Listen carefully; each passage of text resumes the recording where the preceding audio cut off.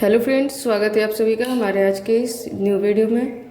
इस वीडियो में हम भील विद्रोह के बारे में पढ़ने वाले हैं, जो कि जनजातीय विद्रोह में एक प्रमुख विद्रोह ये भी माना जाता है। पिछले वीडियो में हमने संथाल विद्रोह के बारे में पढ़ा था, जो कि 1855-56 में हुआ था और वो उत्तर भारत के क्षेत्रों में हुआ था। और आज हम इस भील विद्रोह के बारे में पढ़ने वाले हैं।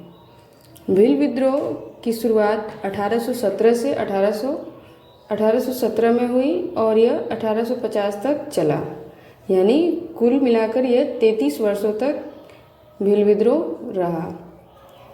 भील विद्रोह मुख्य रूप से पश्चिमी भारत जैसे कि राजस्थान, गुजरात, महाराष्ट्र में ये हुआ था, और जो कि अंग्रेज़ों की दमनकारी भू राजस्व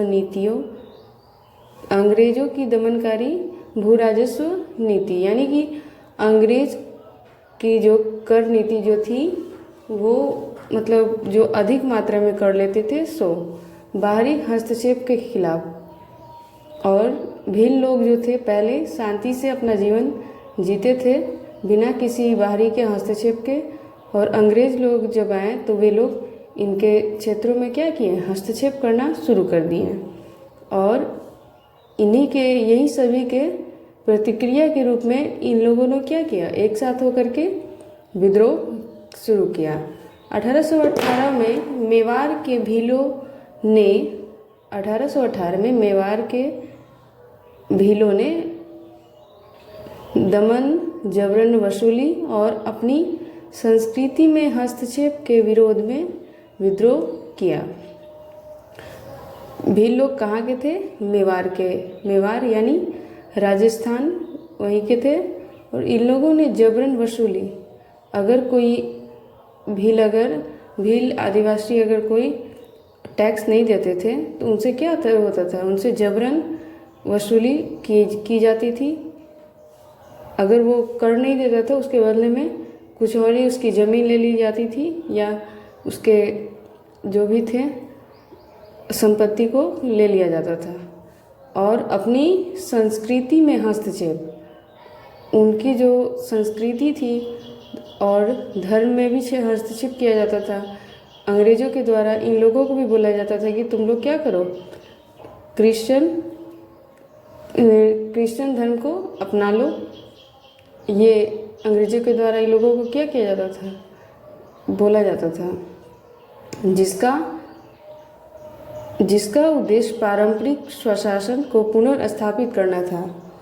अंग्रेज लोग इन लोगों के क्षेत्रों में हस्तक्षेप करते थे, जिससे ये लोग क्या थे, बहुत परेशान थे। और उसी के विरोध में इन लोगों ने विद्रोह को शुरू किया, ताकि ये इनके क्षेत्रों में स्वशासन, ये लोग अपना जिस तरीके से जीवन जीते थे अपने मुखिया के शासन के रूप में। अब हम भील विद्रोह के कारण को पढ़ेंगे। इसमें प्रमुख कारण है औपनिवेशिक वन नीति, हस्तक्षेप नीति और पुलिस और जमींदारों का उत्पीड़न और भारी कर।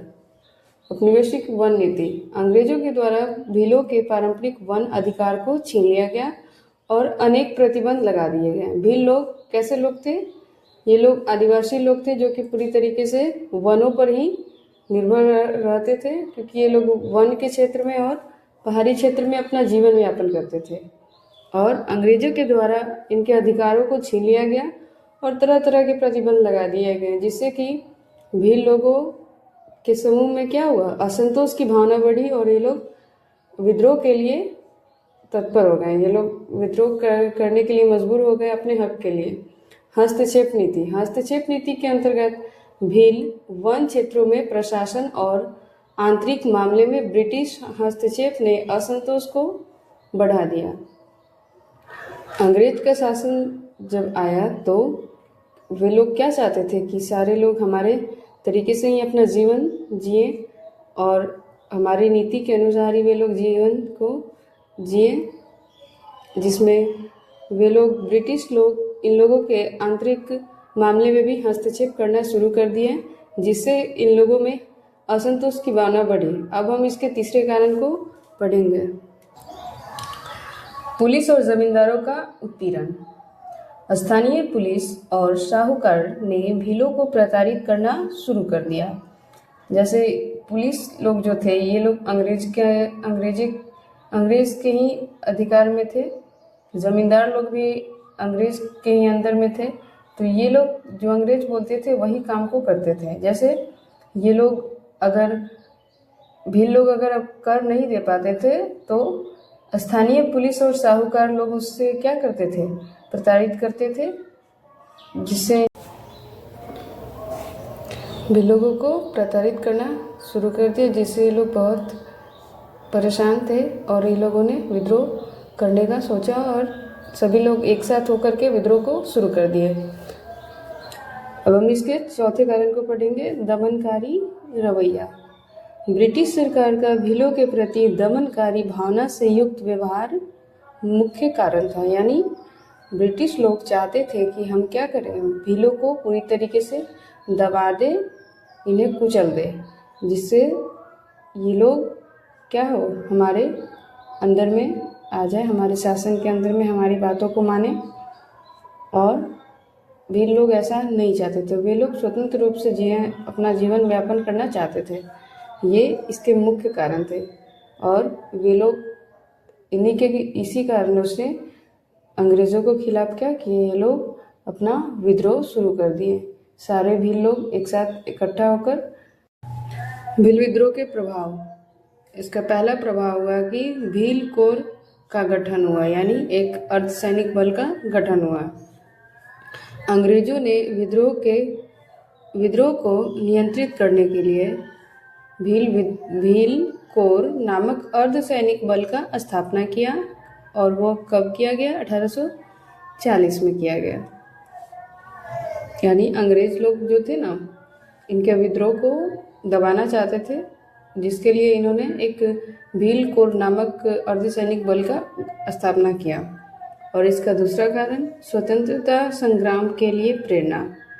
एक विद्रोह हुआ तो इससे अलग जगह के अलग जनजाति के लोग जो थे वो प्रेरणा लिए कि हमें भी आवाज़ उठाना चाहिए। इस विद्रोह ने भारतीय जनजाति समुदाय में स्वतंत्रता की भावना जगा दिया और जो बाद में अन्य विद्रोहों का आधार बने।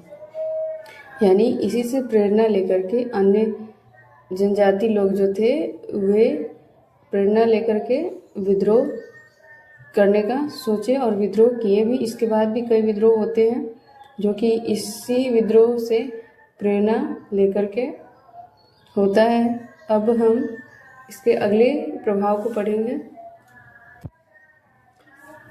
प्रशासनिक सुधार। विद्रोह के बाद 1881 में मेवाड़ के भीलों के साथ समझौता किया गया। यानी अंग्रेजों के द्वारा इनके साथ में एक समझौता होता है जिसमें इनकी 21 मांगों को स्वीकार की गई। यानी भील लोग जो मांग किए इसमें 21 मांगों को अंग्रेजों के द्वारा स्वीकार की गई और इसमें से एक था करों में कमी, यानी कि आप हमारे कर में क्या कीजिए, कमी कीजिए। और इसके भील विद्रोह के प्रमुख नेता कौन कौन से थे? एक थे दौलत सिंह और दूसरा गोविंद गुरु। ये लोग इस विद्रोह के प्रमुख नेता थे। आपको मेरा वीडियो कैसा लगा कृपया कमेंट करके ज़रूर बताएं। मिलेंगे अगले वीडियो में हम एक नए विद्रोह के साथ, जो हमारा टॉपिक रहेगा